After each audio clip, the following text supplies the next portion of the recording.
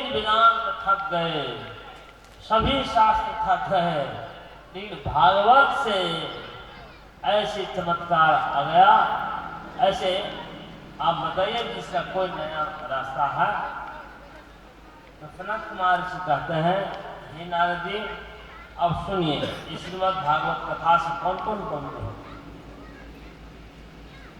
ये मानवा पापस्तु सर्वदा सदा दुराचारता विमार्गगान क्रोधाग्निदग्धा कुटिलासकामिना सप्ताह यज्ञेन कलो पुनन्ति ते। ये मानवा पापस्तु सर्वदा, जो सब दिन पाप करने ही, कसाय करने ही, चोरी पटमारी करने ही ऐसे लगे हैं, दुराचार मार्ग में लगे हैं, क्रोध के अग्नि से जल रहे हैं, कुटिल कामी हैं, ऐसे ऐसे लोग यदि भागवत कथा श्रवण कर ले तो वो भी पवित्र होगा। तो कैसा, इसके लिए आगे आप लोग कथा श्रवण करेंगे। ऐसे ऐसे भी सत्य नहीं ना पितृ मात्र दूषका कृष्णा कुलासा असुन धर्म वर्जिता ये दाम्भिका शरीरों की हिंसका सप्ताह यज्ञेन करो पुनन्ति। दम्भिक, मत्सरी, हिंसा और दम्भ माने पाखंड, दिखावा आदि करते हैं, बहुत धार्मिक हैं, ये सब जितनी भी है, इस सब के सब दुर्गुण से दुर्गुण वाले लोग भी जो भागवत कथा श्रवण कर लेते हैं वो भी पवित्र हो जाते हैं। इसके लिए मैं पुरातन इतिहास कथा श्रवण कराने जा रहा हूँ, जिसके श्रवण से पाप नष्ट होकर के वो पवित्र हो जाते हैं। तुंगभद्रा नदी किनारे एक आत्मदेव नाम के ब्राह्मण था। आत्मदेव, हम सब भी आत्मदेव ही है, ये आत्मा यहाँ है, सब आत्मदेव है, लेकिन यहाँ कथा के रूप में बताए जा रहे हैं। तुंगभद्रा नदी के किनारे एक आश्चर्य घटना घट रही है। आत्मदेव वेद आदि अध्ययन किया था, सारे संपत्ति उनके यजमानी से चल रहा था, सब कुछ संपूर्ण पूर्ण था, संपत्ति से पूर्ण था, सब कुछ था, उनकी संतान नहीं था। संतान नहीं होने के कारण उनके अंदर में कुछ ग्लानि हुई, चिंता हो गई, ये संपत्ति का रक्षक कौन होगा। श्रौदस्माते स्निग्धा तो विद्या जीव भास्करा भिक्षुको विद्वान लोके तत्प्रिया धुंधली स्मृता। श्रुति स्मृति, श्रुति माने वेद, स्मृति एक गीता, रामायण, पुराण, ये सब स्मृति में है। श्रुति माने वेद, ये सब में वो निष्णात है, सब में निपुण था, लेकिन भिक्षुक वृत्ति से अपना जीवन चला था। भिक्षुक वृत्ति मतलब यजमानी में भ्रमण करना, यजमान सबका जो कर्म है वो करवाना, और ऐसे कर्म करते ही उनका जीवन चल रहा था। उनके एक धुंधली नाम की पत्नी थी। अब देखिए संग और कुसंग का प्रभाव कैसा प्रभाव। एक संग ही एक ऐसा चीज है जो लोगों को ऊपर से ऊपर कहां तक पहुंचा सकता, और संग ही कुसंग ही एक ऐसा चीज है जो उसको भी नीचे से नीचे कहां तक पहुंचा सकता। इस संग एक ऐसा महत्वपूर्ण चीज।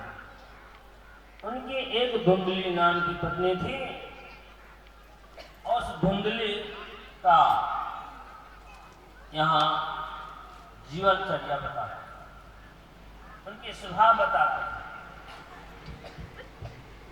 लोक पात्रता घोड़ा प्रायशो बहुजल्पिका सुरात कृत्यसो पटना कलह प्रिया। आप लोग ध्यान से सुनेंगे। स्त्री का स्वभाव वर्णन करना, स्त्री का ही स्वभाव में यहाँ धुंधली की स्वभाव है, और वैसे ही स्वभाव यदि हमारे अंदर में हो तो हम भी वही।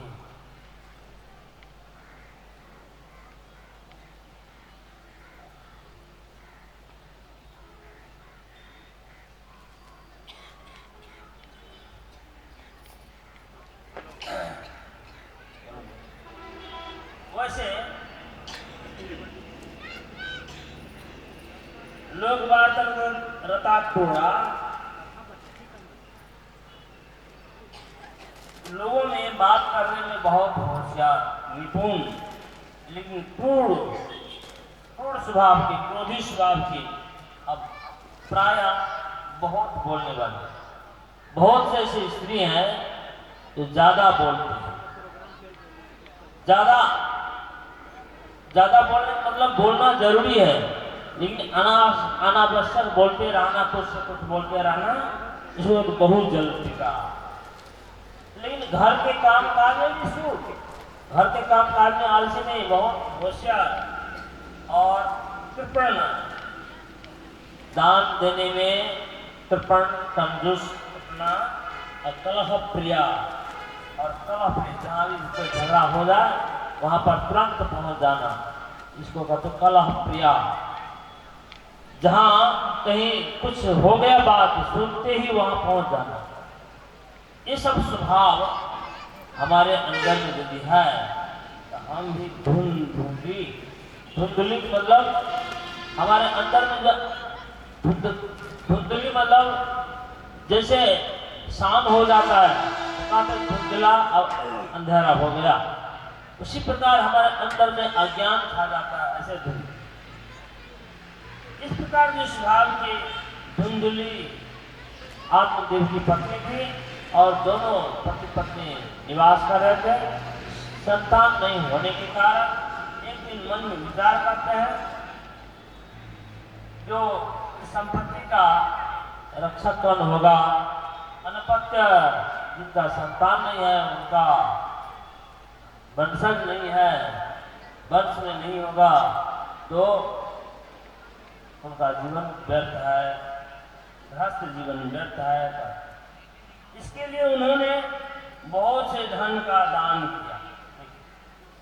गाय गो भू हिरण्यवासांसि गिनिभ्यो इसका सदा धनाधम धर्मार्गेण ताभ्याम नीतम प्रतापदा। गाय, धन, संपत्ति, बहुत साधु संत, गरीब, दीन दुखी आदि को बहुत वितरण किया। आधा संपत्ति धर्म के मार्ग से खर्च है। देखिए, खर्च, धन के खर्च दो मार्ग में होते हैं, एक तो पुण्य कर्म, एक पाप कर्म। अब पुण्य कर्म किसको कहते हैं, अब पाप कर्म किसको कहते हैं।